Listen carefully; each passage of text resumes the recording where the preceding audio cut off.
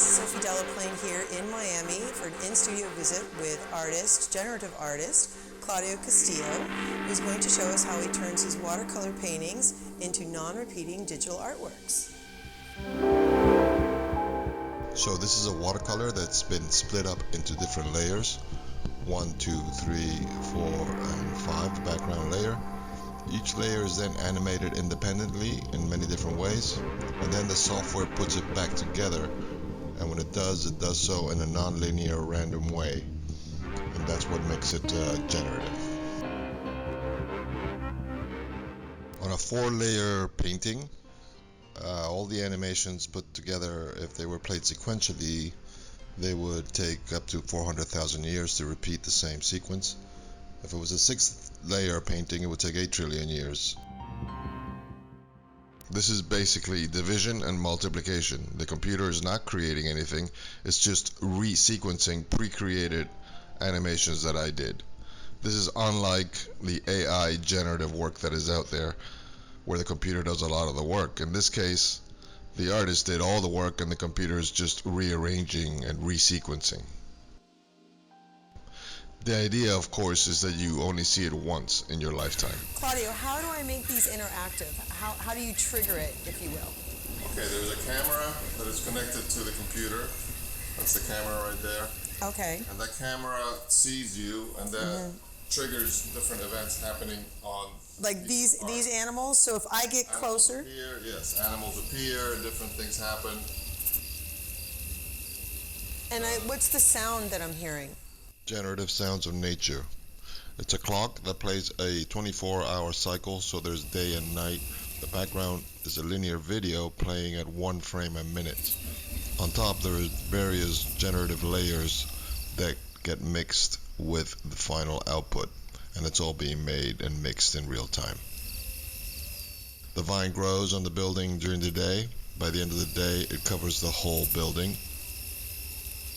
And this is the time right now. On the hour, specific things happen. These are videos with generative actions triggered by time and by motion.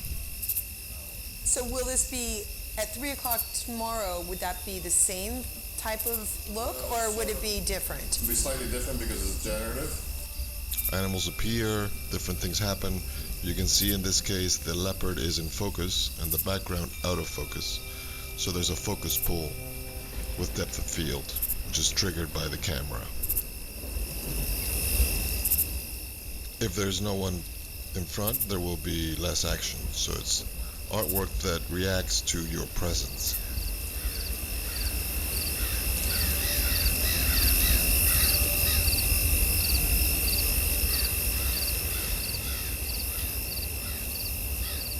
This is another clock. Let's see what's happening here. Oh, right. And this one, the blooms appear on the hour, and this is the correct number of blooms. So at 3 o'clock you get 3 blooms, at 7 you get 7 blooms.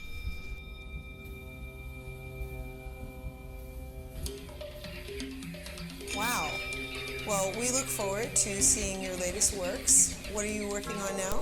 So this clock is called Banco Taino. It's about the Spaniards arriving in the Americas in the 1500s, and the boats signify the hour, so the amount of boats corresponds to the hour that it is, and the east-west position of the moon is the minutes. So the moon takes 1 hour to go from left to right.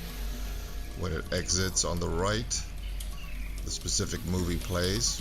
In this case it's a 1 o'clock movie. This is a 5-layer painting, and the sunflowers rotate 360 degrees in 24 hours following the sun. The tides are synchronized with the tides of Miami right now, and the moon has the correct phase showing.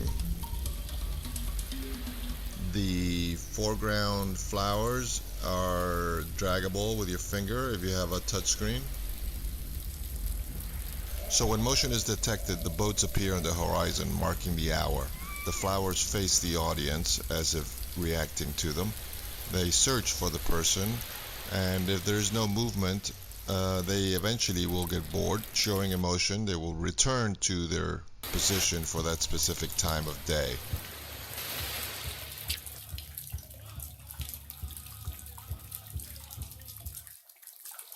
This piece is called Florida Hue, and essentially it's a digital collage that's made up of time-lapse video with watercolors and animation. It was originally created as a linear half-hour video that showed the color progressions on 360, so the purples would start at purple and would end at purple, and went through the whole gamut of color in between.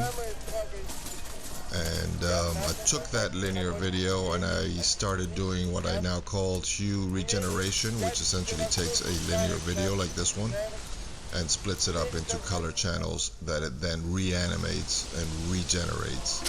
So it turns a linear video into a non-linear generative piece of art where all the color hues are always changing, never repeating, and creating a hue regenerated piece of art.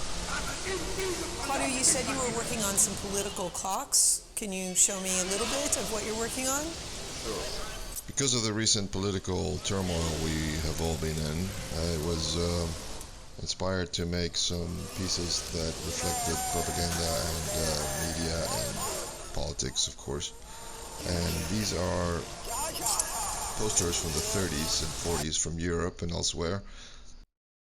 There's 100 fascist posters and 100 communist posters in each one of these rectangles. There's also 100 which is the way one turns into the other. Oh, I see. So like here, See the white happening, yes. and then here. Right. So one is wiping constantly over the other one. This gives a million possibilities to start with. And that is multiplied by many hundreds of thousands. And so each one of these rectangles has billions of years of possibilities of repetition, of non-repetition. And then you multiply that by 12.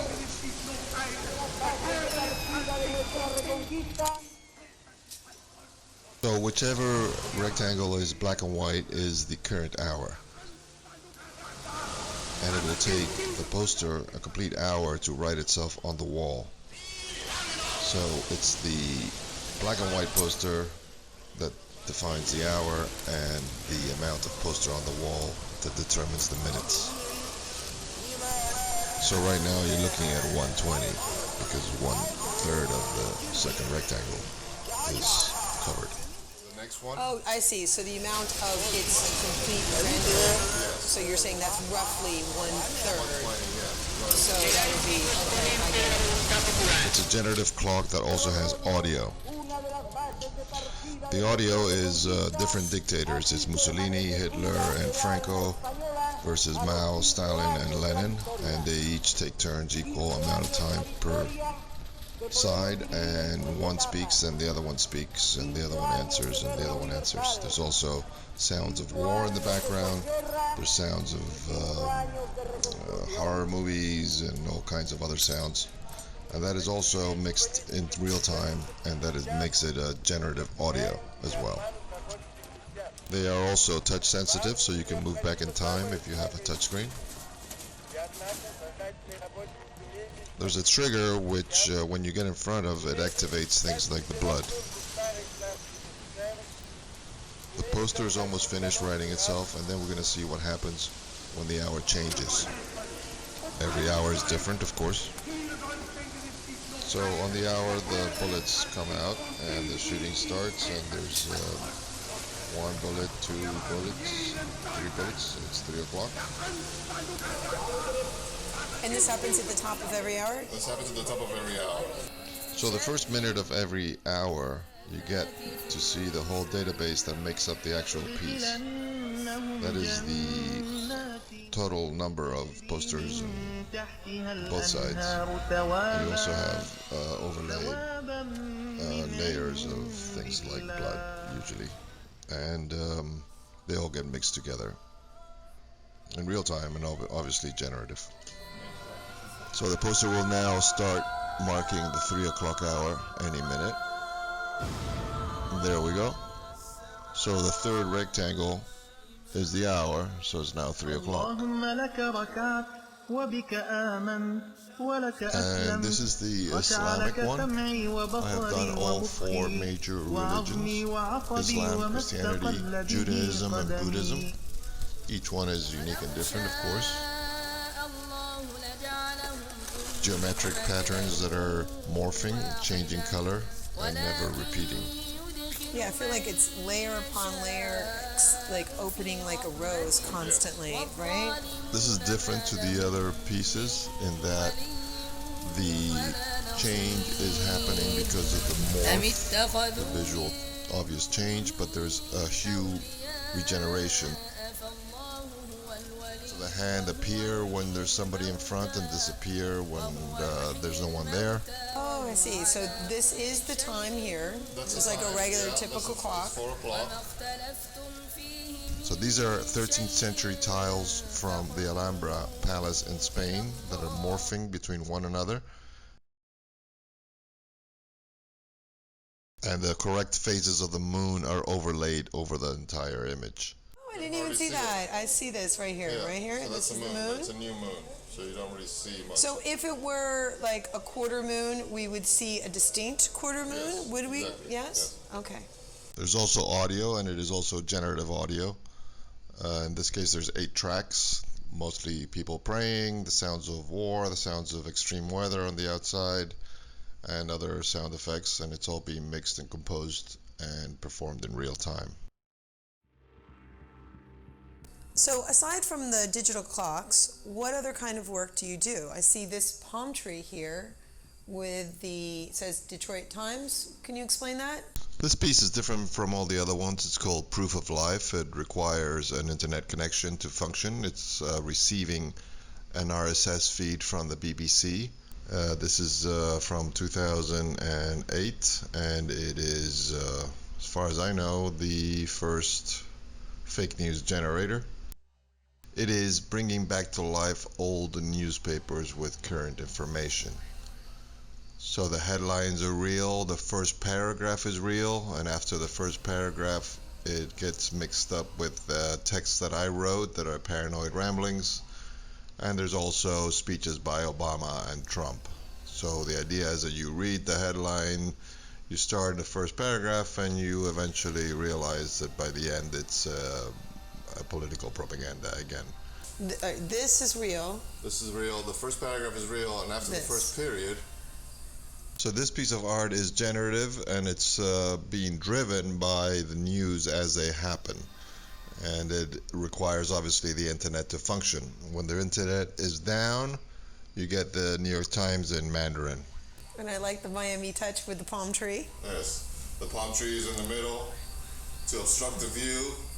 I have done another internet-related artwork, and it is connected to the weather.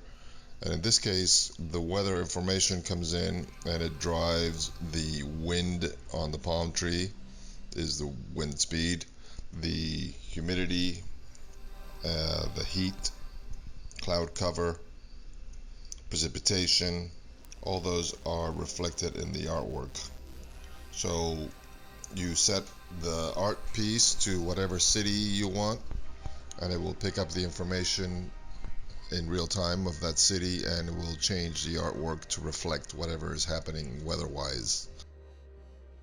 These internet pieces are a little problematic though, of course, because you're relying on a third party. So if the source for the information ever changes a comma in their code, this piece will stop working and it will require recoding. I have also done commissioned portraits where I record the subjects and then I incorporate them into the artwork, and they become another layer in the piece. Then the family appears when you get in front of the piece, and they disappear when you're not there. The colors on these screens are magnificent. I don't understand how you're able to do it and have all this light coming in, this Florida sunshine and the bay. You can see all of that, but yet the colors on the monitors are crystal clear. I can see the saturation, How is it that you're able to do that? What is special about these screens that don't make it so that we're in a studio somewhere with closed blinds like a movie theater? Well, this is an LED, interior LED screen. It's basically LED technology allows you to do this, and it consumes very little power, and it's a hell of a lot brighter than anything else out there. And the beauty about this is what you're seeing right here is 3 tiles, but you could have 300 tiles. As far as I'm concerned, this is the way to go if you want large format, because there literally is no limit to the shape of the screen that you want. This technology is changing rapidly and the prices go up and down, but it is certainly a very good alternative. There's other ways of displaying this artwork. You can also project it, obviously, or you can make frames. Like these are frames that are made that hang on your wall. This is medium size. But the standard size of one of these pieces, when I quote, is these over here, which are basically 65-inch commercial monitors, and they are hooked up to a mini computer like this one, and a camera to act as a sensor. You can additionally add a touchscreen to them so that you can interact.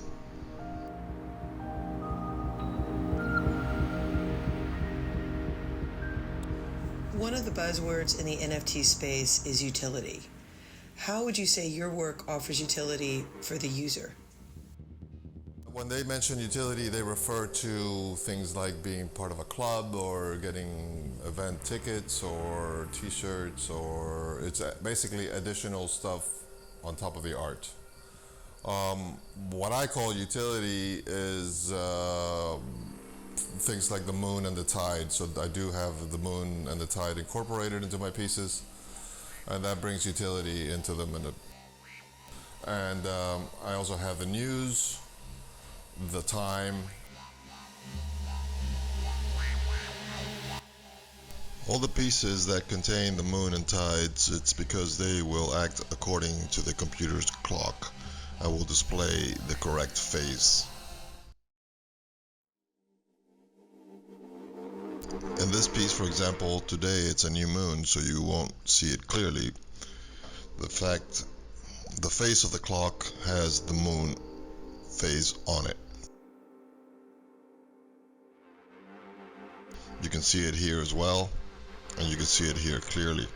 It's black moon because it's a new moon. Today, June 29th, 2022. And that is the tide here in Miami. Now, if you were to sell this to somebody, let's say in Monte Carlo or Italy, would you adjust for that?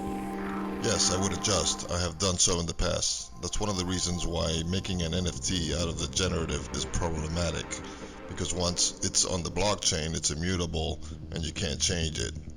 In my pieces, you have to be able to change it, to adapt it, to customize it, if you will. Another reason is that they have huge files, up to 4 gigabytes or more. So my solution to make an NFT out of the generative is to put the executable only on the blockchain and have the media on the actual piece on an external USB drive and a link on my Google Drive. So I understand that your work is really essentially a computer program where you have taken down different elements of your watercolor and put it back together. So you would take something like this? Yes, that's correct. This is the original piece of art. It was painted on watercolors, and then I divided it into layers. I animated those layers, and then the software puts it back together. So how do you get from that to an NFT? When you're running the art piece, there is a function for it to stop and grab a frame, a still, and or a short video. That video and frame is then packaged as an NFT in a box like this. Oh, okay. All right, can I open it? If you open it, you can see you get a still, which is the one you have chosen and created. A high definition print, basically, on metal. An original piece of art that is ready to hang on the wall. It's a unique piece, of course, because it comes from generative. a certificate of authenticity from various art, Well, it makes it authentic and shows provenance. and then you get 1 hour of video. That hour of video comes inside one of these frames by infinite objects. Okay, so I can put that in my kitchen to look out the window, right? Right now it's running on battery power, so it will run 3 hours or so, and then you just connect it to the power and it will run forever. Now, of course, this is a video and it will repeat after an hour. So that same video is put on a hard drive at a higher definition, because that is what you connect to the back of your smart TV, and you turn it on and run it and loop it. You leave it as a different source on your TV, and you watch your television, your Netflix, whatever you want, and then you switch over to the art should you care to. It will be just another input into your TV. You have a party, you just switch channels and you play the art. That is 1 hour of HD video. So that is the NFT offering. It's a print, it's a certificate of authenticity, it's a video inside a video frame, and a thumb drive with the same video at higher definition. Thank you, Claudio, for having us in your Miami studio. I really don't know how you get any work done with this gorgeous view, but I will leave you to get back to creating other great works of time. Thank you.